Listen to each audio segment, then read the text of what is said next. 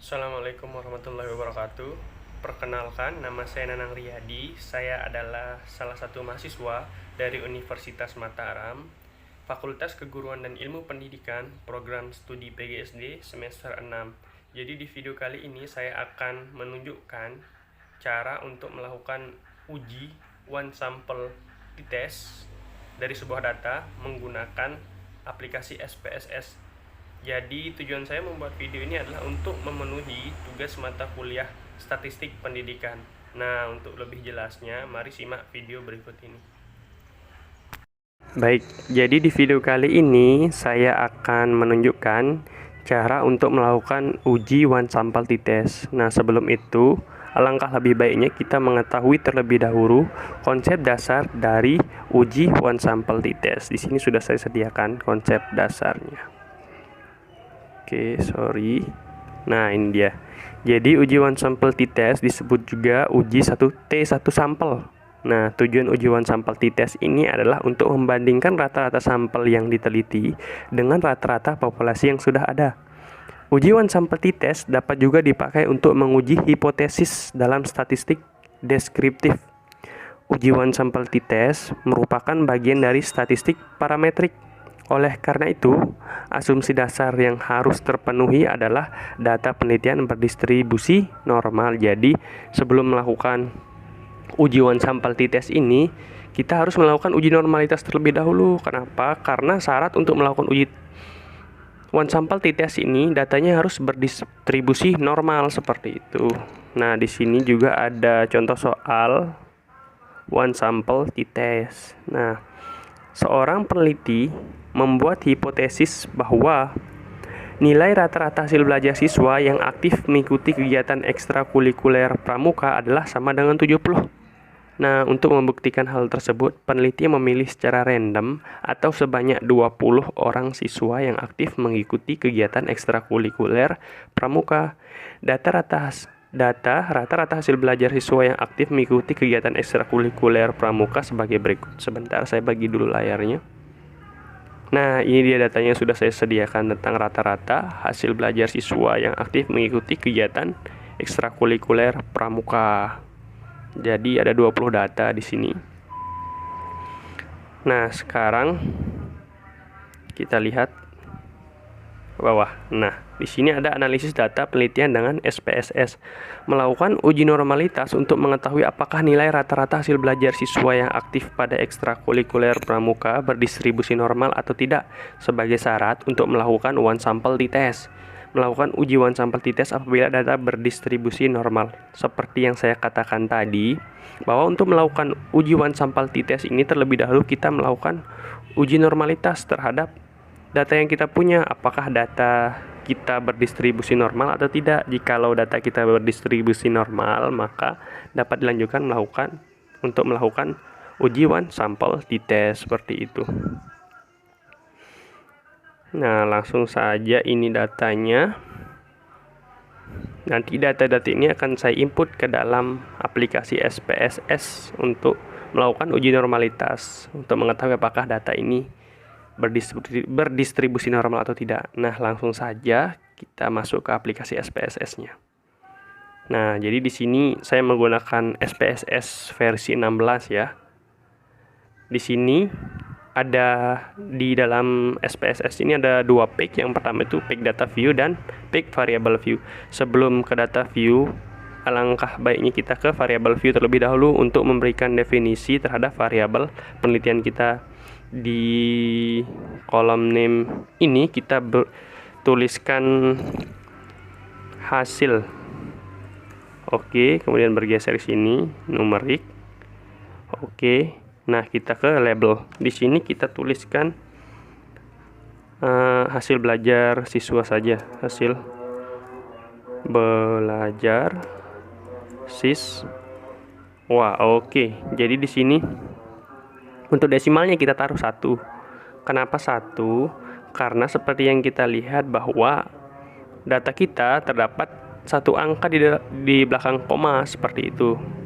Oke, lanjut. Kemudian ini kita taruh di sebelah kiri begitu. Nah, kita beralih ke page data view. Di sini sudah muncul variabel hasil. Nah, di sini kita akan memasukkan data yang ada di Excel ini pada SPSS, pada Pick Data View. Nah, langsung saja kita masukkan. Datanya yang pertama itu ada 65,2, kemudian 75,4, 70,8, kemudian 70, kemudian 65,4, 70,2, 65,8, 65,2, kemudian 75,6, 75,6, kemudian ada 80, kemudian 80,6, 85,2, 70,8, kemudian 80,4, kemudian 85,2, 80,8, 75,8. Oke, kemudian 90, kemudian 75,6, kemudian 80,2. Oke, data yang ada di Excel ini sudah kita input ke aplikasi SPSS pada Pick Data View. Nah, sekarang kita akan menentukan uji normalitas dari data tersebut. Nah, untuk melakukan uji normalitas, kita dapat memilih menu Analyze, kemudian pilih Descriptive Statistik, pilih Explore. Oke, kemudian akan muncul tampilan seperti ini. Ada muncul 3 tabel di sini, ada Dependent List, Factor List, dan Label Cases by. Nah, di sini untuk hasil belajar ini kita pindah ke tabel Dependent List. Kita tekan saja, kemudian tekan panah. Nah, maka akan pindah seperti ini. Lalu kita pilih menu Plots. Setelah itu akan muncul tampilan seperti ini. Nah, di sini ada muncul Normality Plots with Test. Nah, karena akan melakukan uji normalitas data, maka kita centang saja. Nah, seperti itu. Kemudian kita tekan Continue. Setelah itu kita tekan OK. Nah, akan muncul output tentang normalitas dari data tersebut. Nah, di sini kita sudah mendapatkan output tentang normalitas, uji normalitas dari data tersebut. Untuk melakukan interpretasi data, alangkah baiknya kita menyesuaikan dengan dasar pengambilan keputusan. Nah, untuk lebih mudahnya saya copy terlebih dahulu. Oke. Kemudian kita pindahkan ke sini.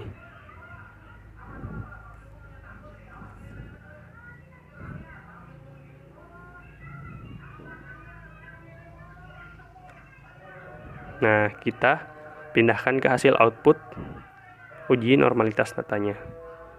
Oke. Nah, dapat kita lihat teman-teman, kita sesuaikan dengan dasar pengambilan keputusannya.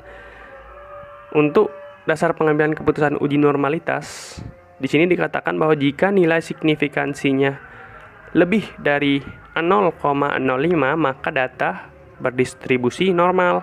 Jika nilai signifikansinya kurang dari 0,05, maka data tersebut berdistribusi tidak normal. Nah, kita lihat kembali hasil output dari uji normalitas kita. Di sini kita dapatkan signifikansinya 0,258. Jadi berdasarkan pengambilan keputusan uji normalitas, signifikansi yang kita dapat lebih besar daripada 0,05, maka data ini berdistribusi normal. Di sini kita menggunakan Shapiro-Wilk ya, karena jumlah data yang kita gunakan itu ada 20. Sedangkan Kolmogorov-Smirnov juga di sini ada dicantumkan, tapi untuk Kolmogorov Smirnov ini kita gunakan untuk data yang banyak gitu. Seperti itu. Nah, kita tulis saja kesimpulannya di sini. Didapatkan nilai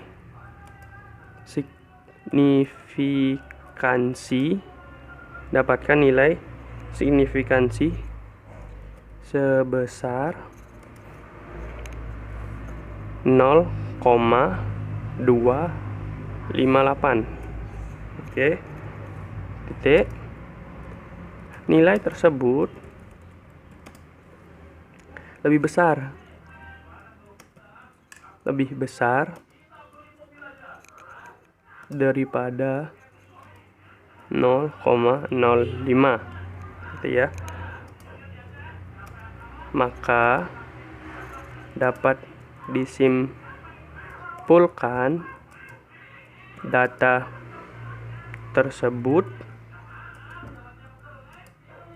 berdistribusi normal. Oke, ini dia kesimpulannya. Jadi karena kita mendapatkan data berdistribusi normal, maka kita akan lanjut ke uji one sample t-test. Di sini kita lihat ada dirumuskan hipotesis penelitian. Nah, HO nilai rata-rata hasil belajar siswa yang aktif mengikuti ekstrakurikuler pramuka adalah sama dengan nilai 70. Nah, sedangkan HA nilai rata-rata hasil belajar siswa yang aktif mengikuti ekstrakurikuler pramuka tidak sama dengan nilai 70. Mari kita buktikan.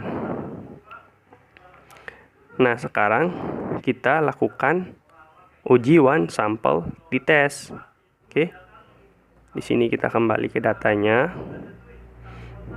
Oke. Nah, untuk melakukan uji one sample t-test, kita pilih menu analyze, kemudian pilih menu compare means, pilih menu one sample t-test.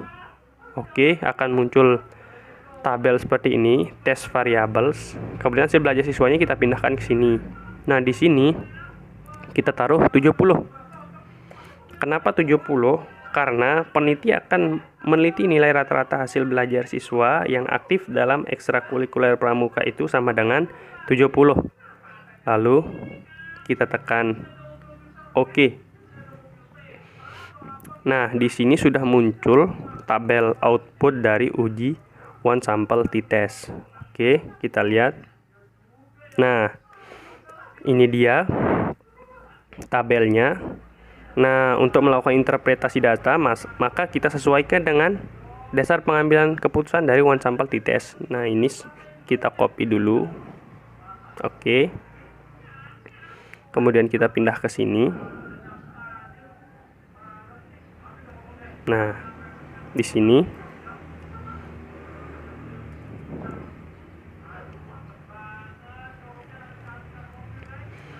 nah, setelah itu sekarang kita sesuaikan dengan dasar pengambil keputusan dari uji one sample t-test. Dikatakan bahwa jika nilai signifikansi two-tailed kurang dari 0,5, maka H0 ditolak. Nah, jika nilai signifikansi two-tailed lebih dari 0,05, maka HO diterima. Seperti itu. Nah, di sini kita mendapatkan signifikansi two-tailednya 0,04. Maka dapat disimpulkan bahwa didapatkan nilai signifikansi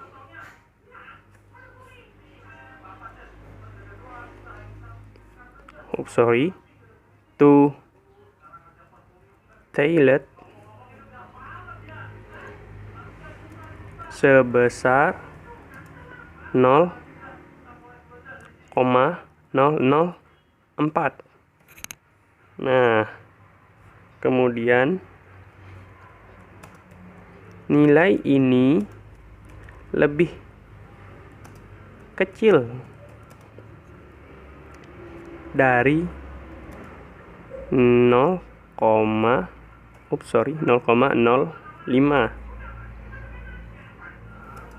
maka dapat kita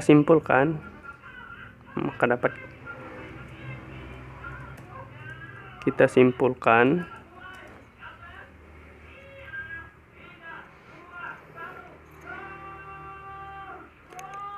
H0-nya maksud saya ditolak.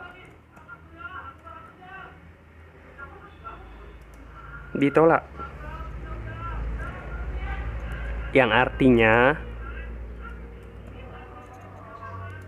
nilai rata siswa yang aktif mengikuti kegiatan ekstrakurikuler pramuka adalah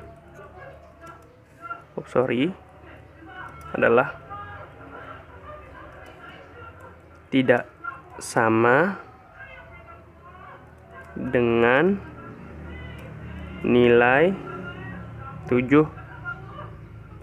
Nah, hal ini diambil berdasarkan dasar pengambilan keputusan dari uji one sample TTS. Dikatakan di sini jika nilai signifikansi itu tailored lebih kecil daripada 0,05 maka HU ditolak. Nah, di sini kita mendapatkan signifikansi itu tailorednya 0,004 maka lebih kecil, maka HU-nya ditolak.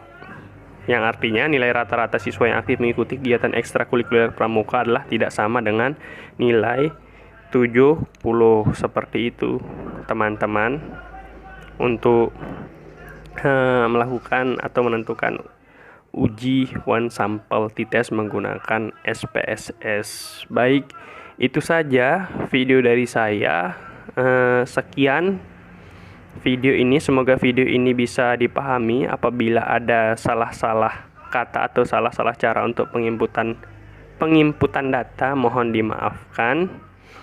Sekian dari saya. Wassalamualaikum warahmatullahi wabarakatuh.